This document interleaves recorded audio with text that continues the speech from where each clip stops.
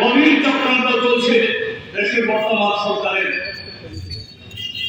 তার যে হীন আইনি স্বার্থ পূরণের লক্ষ্যে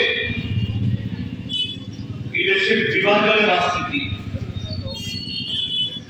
এই দেশের একটা অংশে জনগণকে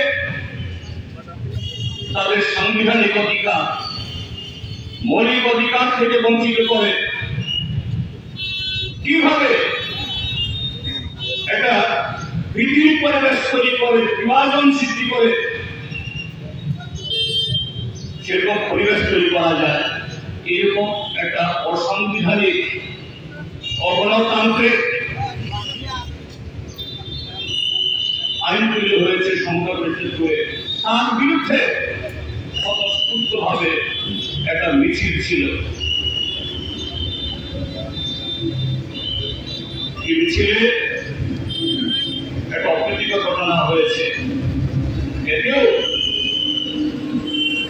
এই জেলা শহরবাসী, তার সাথে সারা ত্রিপুরা রাজ্যের মানুষ আমরা ব্যথিত, আমরা বিচলিত। এইটাকে প্রথমত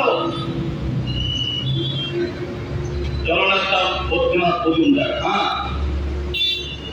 তিনি সিপিআইএমের টিকিটে বিধায়ক হয়েছিলেন, মন্ত্রী হয়েছিলেন, উপমুখ্যমন্ত্রী হয়েছিলেন। বলুন তো আপনারা, শুধু কৈলাসহরবাসী না, সারা ত্রিপুরা রাজ্যের মানুষের কাছে বদ্রীনাথ মজুমদার